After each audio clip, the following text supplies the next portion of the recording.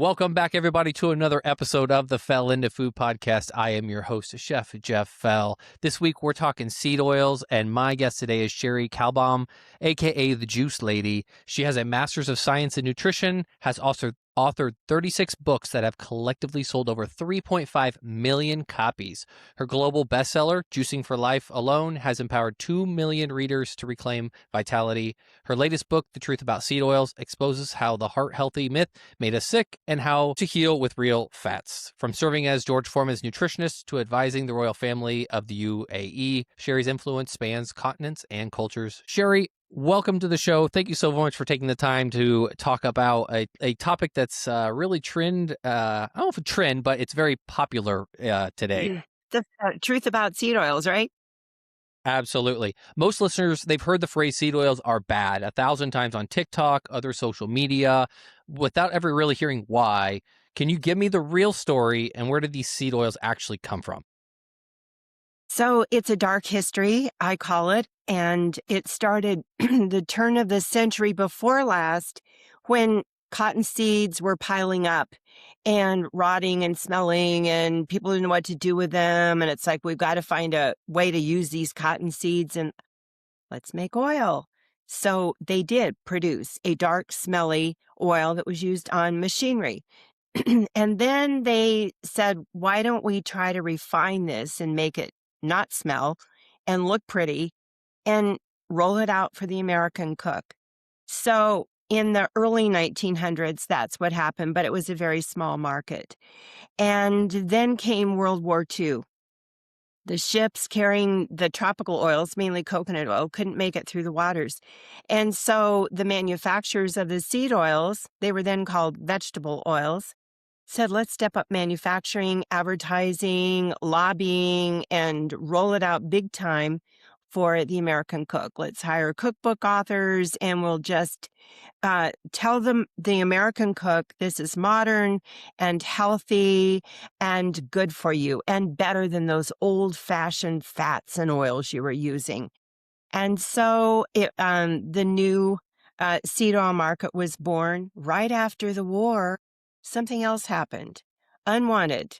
Heart disease went up. Heart attacks. All of a sudden in the early 50s, people were just dropping over dead. And Americans were alarmed. And it's like, what's happening? What's going on? Let's get to the bottom of this. So scientists went to work and doctors. And they found the plaque. We all know about the plaque in the arteries mounding up. Let's look at what's in that, they said. Fat and cholesterol and calcium and other things. Okay, we're going to say no more saturated fat. So out went beef and dairy, cheese, butter, beef tallow, lard, all went out. It was on eggs. We can't have eggs. And let's go with these new modern oils and call them heart healthy and really promote the fact that they are vegetable oils. There's no vegetables in them, but we'll call them vegetable oils. And so the lipid hypothesis, lipid meaning fat, was born. That saturated fats and coconut oil has some saturated fat in it. And all of these other fats are bad for you. And here's what's good. And did we solve the heart disease, heart attack problem? No, it's still the number one killer. And the few voices of common sense that were crying in the wilderness, I say, were drowned out. They were kind of pushed to the side or demonized because the seed oils companies didn't want to lose their market share. They only funded the research on those that had the right philosophy. And the other scientists and doctors that were trying to bring some common sense were threatened, like, you won't have your nice position teaching at the university, or we won't invite you to speak at conferences. We won't publish your papers. Pressure like that. And there were some voices that were strong and brave and said, wait, we lost common sense. We've been eating these fats for centuries. People have eaten butter and lard and tallow and red meat and eggs, and they didn't have these heart problems. So there's something wrong here with this hypothesis, but they weren't listened to. And that's where we are today, but now we have more voices speaking out. Okay, you mentioned the lipid hypothesis, and that was Ancel Keys, and that's one of the Yeah. cores to your book. For someone who's never heard of those names, what Keys argues, and what does that actually evidence say now? So Ansel Keys was a physicist, and he was the prominent one during this time. In fact, it was because of Ansel Keys that the lipid hypothesis was born. And he did some research. They now look back and say it looks like rather faulty research, but came to the conclusion that we've got to get rid of all these animal fats and saturated fats and get cholesterol out of our diet, and that these oils, these seed oils, are healthy, heart healthy. Later, down the road, Ansel Keys had a change of thought and he began to question that lipid hypothesis. But by that time, nobody would listen to him. Nobody wanted to listen to him. And it was ingrained in the American public to fear these fats. And it's still there. People are still kind of afraid of beef tallow or lard. It's like, oh, no, I don't think I ever want to cook with that. But there are plenty of good choices in the oils. We've got the avocado and coconut and olive oil. We've got sesame seed oil. We've got almond and macadamia nut oil. So we're fine. If you don't ever want to go to the animal fats, you don't have to. Some people love ghee, the oil of butter, and that's another good one. And the point of the whole thing is we've got to have some common sense because we're in a bad place still. We still have heart disease as the number one killer, and we still have cancer usually in the number two position. And both of those conditions in scientific studies are linked to seed oils. Hmm.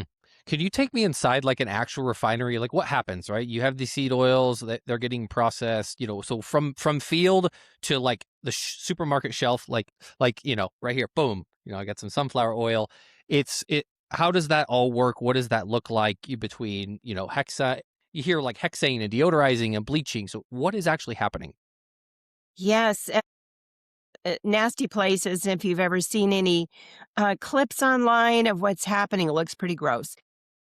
Big, big mounds of seeds, drums of seeds probably are purchased, and they begin to go through the process. They start with crushing in high heat, like about 500 degrees. And that alone, right there, is toxic because these oils are fragile. They are, if you look at a chemistry lineup of carbons and hydrogens, they have double bonds. They have several double bonds. And that means there's no carbon or hydrogen attached. And you don't need to remember any of that. But what does that double bond mean? They're broken easily. They're fragile oils. They're polyunsaturated oils. And those double bonds break very easily. So just that high heat alone is going to really damage these very fragile oils. But then they go on to um, hexane, just as you mentioned, bleaching agents, degumming agents, all sorts of chemicals. By the time they roll out and look good and smell good, they are not good for us. They have toxic byproducts like aldehyde, lipid peroxide, little bits of trans fat. Most of us know trans fat is really a bad deal and we don't want to eat Crisco, right? But there's some trans fat in these oils as well because of all this processing. And so these toxic byproducts are what is damaging cells. They're the free radicals. They go in, like I call them, little torpedoes, and damage cells throughout our body. Hmm. Interesting. So, like compared to like traditional fats, talk to me about omega-6, omega-3 ratios, like comparative, like again, what our ancestors ate with natural seeds and just nuts and things they found and what they would have. What does the ratio matter when it comes to inflammation? It's huge. So we do need omega-6 fatty acids and we need omega-3s, and there's omega-9 obviously too, but the two most important ones are omega-6 and 3s. We should have a balance in our diet of about 1 to 1 to 4 to 1 for omega-6 fatty acids to 1 omega-3 fatty acids. Well, what's happening because we have so much seed oil in everything, because manufacturers love it, because it's cheap, it's odorless, tasteless. They can saturate their products with it, and it tastes moist and yummy, and it picks up flavors. And they don't have to spend as much money for high quality oils. So it's saturated in our diets. Most people are eating seed oils breakfast, lunch, and dinner, and we're getting a ratio that's way out of whack. So Mm, it's estimated somewhere between 15 to 1 to maybe 20 to 1. And we should be 4 to 1 max in got it. uh, in omega 6. But what happens? Omega 6 produces too much, produces inflammation throughout our body. Well, at the core, at the root of every disease, every ailment, anything that's plaguing you is inflammation.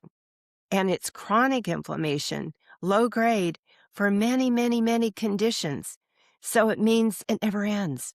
It's like a little fire going on in your body and you never can put it out, right? And so, well, how do we bring balance? We have to up our omega 3s, increase those. And what are the foods primarily of omega 3s? Hemp seed oil, flaxseed oil, walnuts, walnut oil, walnut milk, um, fatty cold water fish like salmon or sardines. I say that and most people go on tilt, like, nah, I don't eat much of those. So, and then of course, little bits in other foods, like you just mentioned, the nuts and seeds and whole foods and whole ancient grains. But we're not getting very much omega 3s. And so we need to up that and really decrease the omega 6s. When we do that, boy, a lot of people notice they're feeling a whole lot better. Hmm. Cherie, I want to put the strongest counter argument to you so listeners hear both sides. In 2025, correct me if I'm wrong, JAMA International Medicine study found people with the highest seed oil intake were 16% less likely to die over the study window than those with the lowest. John Hopkins, Stanford, HA, and MSK all currently say linoleic acid does not raise inflammation in randomized trials. How do you reconcile that body of evidence with your thesis? Well, you know, first of all, you have to ask who paid for the study. That's way back to my master's degree in nutrition. Our professors drilled that home. Who paid for the study? Because when you have a certain outcome in mind, you pretty much can get there if you want to. We do need omega 6s. So I don't know what kinds of oil they used. If you're using like you held up a safflower, I think, or a sunflower oil, and it's cold pressed and it's done the right way, which there isn't much on the market. If you just go to your regular grocery store, you won't find it.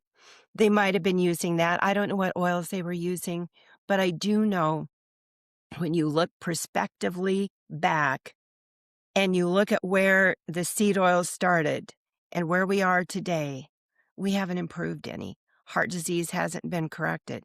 But there are all these other studies that point to problems. Do you think it's like the chicken and the egg type thing with like you always hear about um the doctors and stuff don't want you to be healthy because they need patients to be sick, so this like cycle, I always hear about the cycle of they want to keep you sick so that way they can keep health care. And does that kind of go back to that study of like you just don't know who's funding it and putting out that research data? What you said is so true. There is not much incentive for healthy people because who makes any money off that? So, what we're finding, who is paying for the studies, who is promoting, um, and who's funding the lobbyists, who's funding the pyramids. We've just had a change in the food pyramid, and it's good. It's so much better than it was. But who's behind all of this is what we have to ask. And so we need to be wise shoppers, wise thinkers, and use common sense because we're always being manipulated with good ads and companies wanting to promote their product. So, what do you think about with Yeah. ultra processed foods? Right, we're attributing a lot of the disease and things from the oils, but do you believe it also plays a factor in all of these ultra processed foods that we have? That it's just an adding layer to the whole problem? Because in my mind, I think, okay, if I took a seed oil at home and fried something, but it's Mhm. it's pure, right? It's just I don't know, potatoes and I'm making some French fries, but I didn't do anything crazy with the potato. I just fried the potato in a seed oil versus something that you're getting from the supermarket that's been refined, processed. How much of it is the oil and how much of it is the ultra processed food piece of it? Oh, yeah, what a great question because it's all of the above. And I always point to that we have to look at the chemicals, the processing, the additives, dyes, the sugars, all of that is going into damaging our bodies. Mm. So what? Okay, somebody's at home and they are using, right? I got this big old tub of Crisco right here, vegetable oil that I use every so often here in the studio to fry. How does somebody at home that costs they're always cost conscious? You see these on the shelves and they're a fraction of the price compared to a peanut oil or a tallow. I mean, tallow alone for a tiny little jar is $19-20. What do you say to those folks that maybe don't have access or can't swap out an oil? Well, the big box stores now have avocado oil, olive oil, better prices for sure. But I always say when we're pinching our pennies at one end, what price are we paying at another? What's happening to our health because of that? And so we have to consider that maybe I'm paying a few cents more right now, but I'm helping for the future.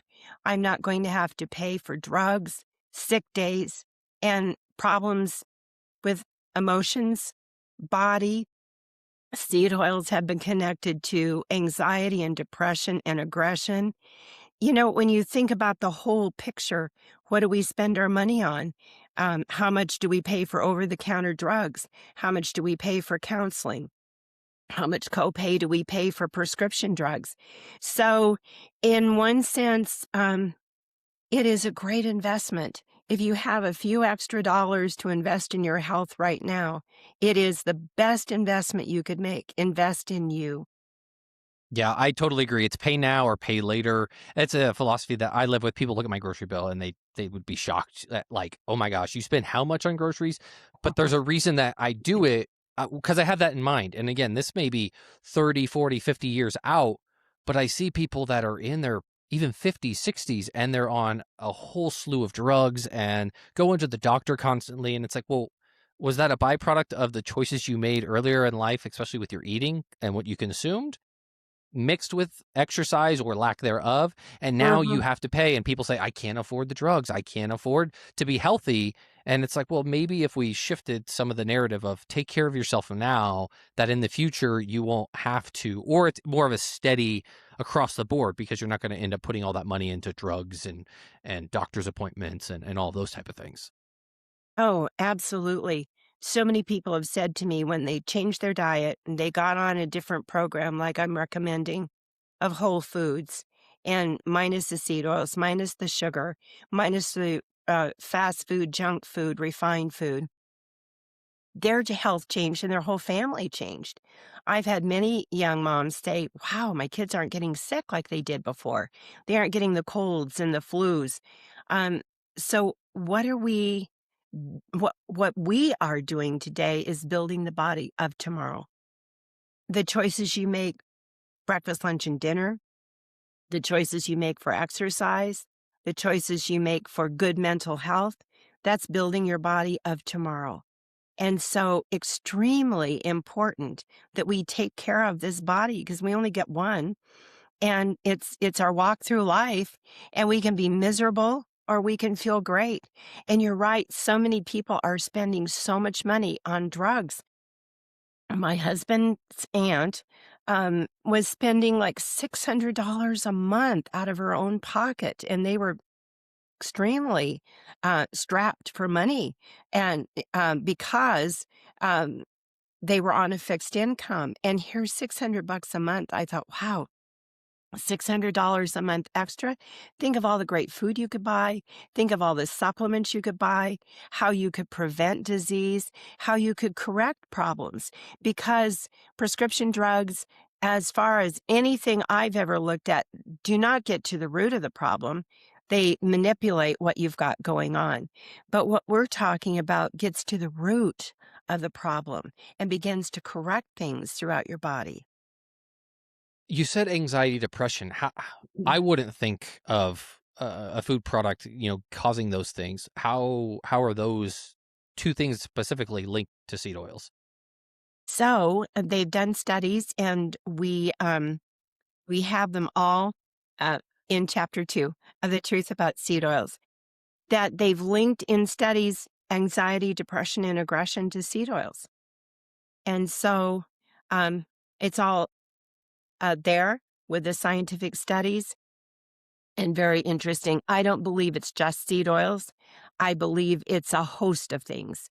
Sugar, also in studies, is linked to what I just named anxiety, depression, and aggression, and also chemicals, and also our very stressful lives.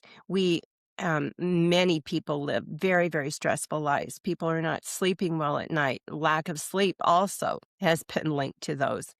So, we have to look at the whole picture, but we're talking about seed oils now. Why not avoid those? Be a wise shopper, buy better oils to cook with or fats, and do everything that you can, and avoid refined sugar, and do some mental health things. Try to de-stress as much as you can, and exercise. All of it fits together. As a nutritionist, I have to look at a whole picture. I know there are people out there saying, oh, it's just seed oils, right? And even doctors, I've heard one, just seed oils. Well, it isn't just seed oils, but they're a big factor, and they're a villain in this whole story. So we can do a whole lot on our part to avoid them by reading labels, by choosing products that have better oils in them. And there are more and more products coming on the market now. I see avocado oil mayonnaise, and I see chips cooked in beef tallow or avocado oil or olive oil, crackers with a good oil in them, not a seed oil. So we can just start taking our phone, take a picture. I did that the other day, blow it up because it's little teeny print, and it's very hard to read what's in there.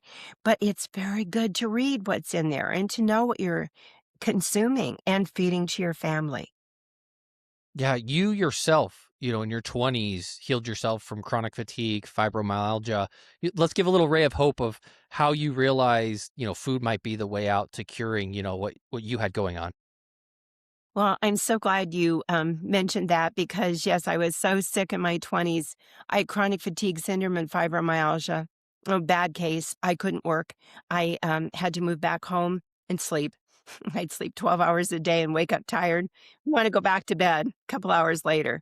I couldn't exercise. Um, just the thought of walking around the block, I thought, I don't even know if I'd make it.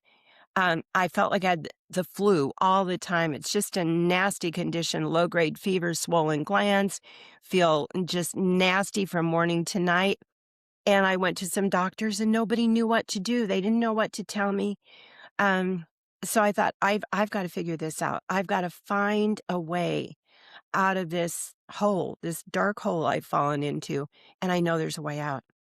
My whole future was ahead. I had lots of plans. I wanted to write books. I've now written 36, but I hadn't written any then. And I thought, and I want to complete my degree, and I want to get married, and I want to travel, and I want to do all these things. And I can't do anything. So I went to some health food stores and talked to people there and just learned I'm doing everything all wrong, right? I loved junk food and fast food. I hated vegetables. I was a sugaraholic. On top of that, my mother died of breast cancer when I was 6. So I definitely had some emotional baggage. And I learned about juicing and changing my diet. I bought my first juicer. I went on my 5-day juice fast. On day number 5, my body expelled a tumor about the size of a golf ball. It had blue blood vessels attached, about 4 or 5 of them. When I went back to school to get my degree, I learned that's called angiogenesis, and it's the growth of blood vessels to tumors to feed it. That's what I was seeing. I also learned about what I call nature's or God's scissors that cut off that blood supply. Phytonutrients like apigenin and luteolin, powerful. There's many of them, many different names. and they're replete in our vegetables and fruit. I was doing mostly vegetable juices. So I was drinking nature scissors and giving my body just pure food for 5 days. And boy, it went on a mission. And I was young. The younger you are, I think the faster your body can hop to it and get to the healing process. So I got rid of that and I thought, wow, I'm going to wake up tomorrow and feel great, be like a new person. No, my body was on a journey.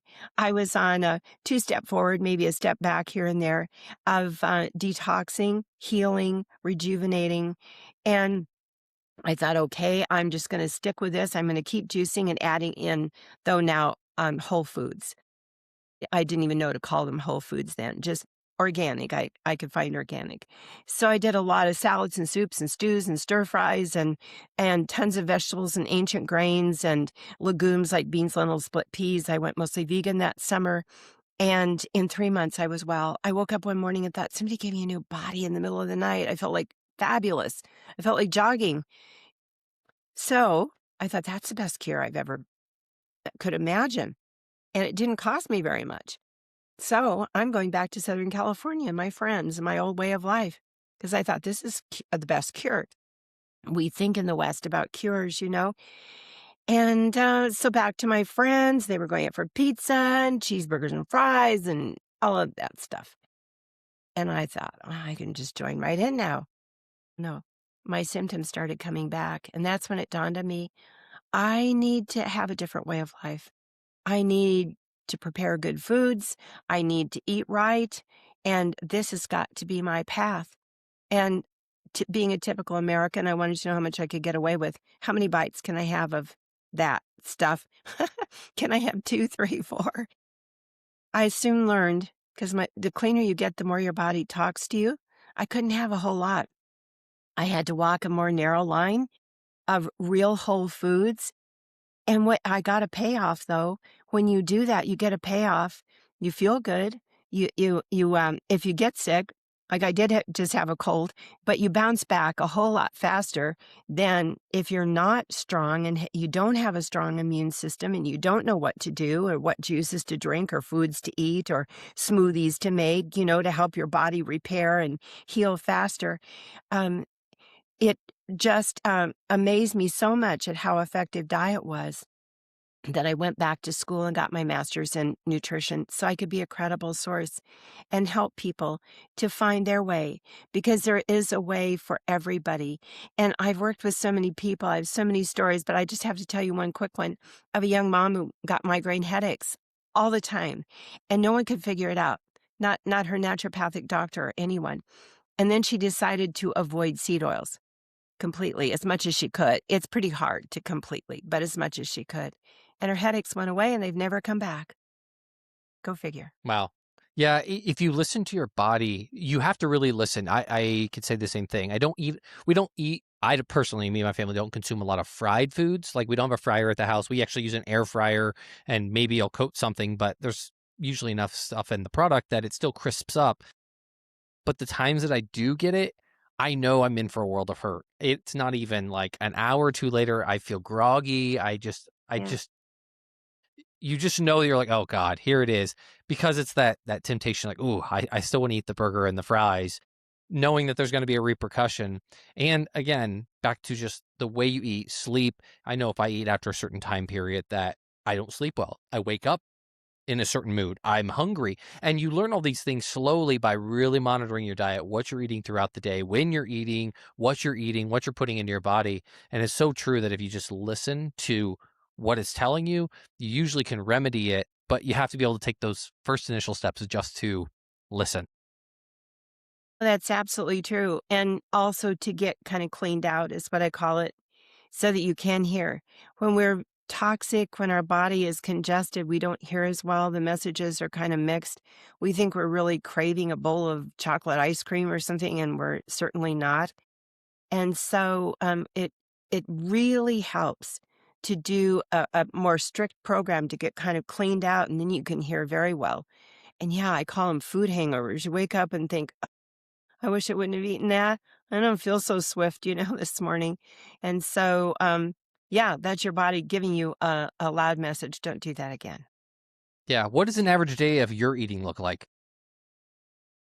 Well, so I'll give you my morning today. I make first a wellness shot, and it's turmeric and ginger and lemon, and it's pretty strong. I call it a taste bud exploder. And it's great for the immune system, and it's very anti-inflammatory. Turmeric and ginger have been shown in scientific studies to fight inflammation. And then your lemon has vitamin C, your ginger has zinc. It's a great immune support and immune builder. And then I do a citrus shake for my husband and I with garlic, lemon, and lime juice, and about a tablespoon of extra virgin olive oil, some water and ice. You can put some orange juice with that if you want. I keep my sugars lower so I don't. And blend that all up. It's really delicious. My body seems to crave it, but it's a great liver, gallbladder, gentle flush. And we do that a lot of days just to cleanse and support the liver and gallbladder. And then I make either a juice or a smoothie. I made a smoothie with this today. I juiced up cucumber, carrot, ginger, and chard and poured it in the juice in a blender and added an avocado and blended all that up.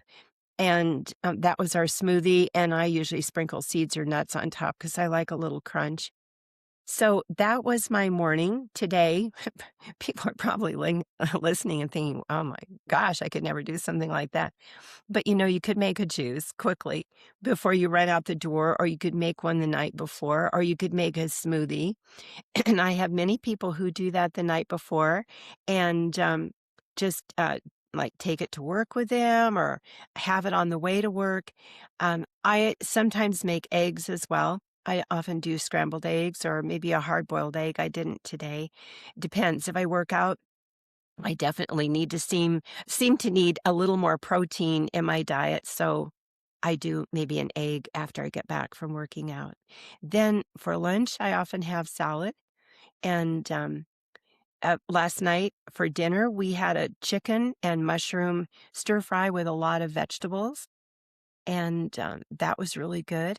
Tonight, I'm doing a main course salad, chicken curry salad, lots of greens, chicken, and a curry dressing with avocado, cilantro. So we do a lot of main course salads at our house as well. And in fact, that's my husband's favorite thing these days because he always says, he wants to lose a couple of pounds, and I just feel best on these big main course salads you make. And I do a lot of soup as well. Yeah, you said salad, and I want to make sure we bring up and talk about people like I'm eating salad, I'm eating healthier, but what is the dressing you're putting on the salad? If you're opening up the bottle from the shelf, and probably 95% of them are just low. If you look at the back of the bottle, you would just be hard pressed at how many ingredients are in it. So maybe give some people some easy swap outs that they could do at home versus just picking something up off the shelf. That question because, yes, dressing is a big place that people fall off the wagon, so to speak. It's like, oh my, all this garbage in there. And most of them are loaded with seed oils too. So I'm glad you said that. I'll give you a couple of brands that have olive oil and vinegar, and that is Bragg's vinaigrette or sesame ginger is with olive oil and raw apple cider vinegar. And I think Newman's Own has one vinaigrette that is just olive oil and vinegar. But I make my own a lot, and it's so easy. You can start with those two ingredients and add all sorts of things, whether it's minced garlic, different herbs. Lemon juice is a nice one with olive oil as well. Um, you can do a tahini dressing that I've done at our raw foods retreats, and people love it. You take about a cup of tahini and a cup of, or half a cup to a cup of water, depending on how thin or thick you want your dressing to be, and then about a quarter cup of lemon juice and a sweetener of choice. And I like liquid stevia, or I use monk fruit as well from time to time, and just sweeten to taste. But if you're using stevia, you only need a few drops because it's so sweet. Blend all that up, and you've got a really delicious, creamy dressing that is very, very good for you. The tahini, which is sesame butter, is very, very rich in calcium. So it's a great addition to your diet. And people often say, well, I want creamy. I want a creamy dressing. Why can't I have my Roquefort or my ranch? Um, if you do, definitely make your own. But you can make your own vinaigrettes. And then I do or I like a creamy kind of vinaigrette. And you can add a good mayo to that, like an avocado mayo. Or I've taken a good mayo, and if you want a Southwest salad, you can add salsa and mix that up with your mayo, and that is a really delicious creamy dressing for like a Southwest taste. So every once in a while I'll do a taco salad and I'll do that dressing. And anyone listening, the quick, easy way, if you don't want to buy mayo off the shelf because you're worried about what's in it, all you need is a little hand stick blender. They're like $20. Eggs and a healthy oil. I use avocado oil for most things. Got a nice bottle here. And a couple other things in there, a little acid, a little salt, a little pepper, and you just buzz that up and you have mayo. And so people don't realize how easy it is when it's really only 4 or 5 ingredients, but they see on a bottle 12, 13, 14, 15. I think that scares them away of like, I could never make this product because it's got too many ingredients inside of it to make it. But just know you can make a lot of these things at home, or that's at least, like you said, if you're going to get ranch, make it at home. Get the buttermilk, get the dill, get all the ingredients you need to make it, and then store it in the fridge. It's good for a week or two. Make the amount that you need versus buying it off the shelf because it's gonna just be better alternative for you overall. Cherie, if a listener takes one action this week after hearing this episode, what do you want that to be? Be very aware of seed oils in your food and where you're eating out. There are restaurants that are seed oil free. You can find those, get the app, Seed Oil Scout app. You can go to my website, juiceladyinfo.com, and I've got a link for a free trial to sign up. And just like you said, you and your family don't eat fried foods very much. So avoid those fried foods. If you're going to fry something, do it at home with beef tallow or avocado oil that have a high smoke point, and you know what's exactly going into it. But make wise choices when you shop. Read labels. Look at the products you're buying. And sometimes it's just a simple swap. Like, do I want these chips or these chips? Okay, we're going for these chips because they're cooked in avocado oil or beef tallow. And do I want these crackers or these crackers? Well, I'm going to go for these crackers because they don't have a seed oil in them. So lots of simple changes we can make. And then what oils are you buying, or fats for your family, for your cooking at home? And there's so many choices now with big box stores with better prices. So you can go with avocado oil, coconut oil, olive oil, and just all the way around, be very aware of what you're putting in your body. Awareness is the first and best place to start. If you know what made you sick, at least you can make a correction later. But if you don't know what made you sick and you're just clueless, then you can't make those corrections. So now you can't unhear what you just heard. The book is The Truth About Seed Oils. Where should people get it, and where can they find you online? So this is The Truth About Seed Oils, and Amazon has got it. And you can find me online at juiceladyinfo.com. And if you want to get to the Seed Oils landing page where there's some free gifts and the connection for Seed Oil Scout, just click on the book right on the home page. It'll take you right over there. And follow me on Instagram at juiceladycherie, Cherie.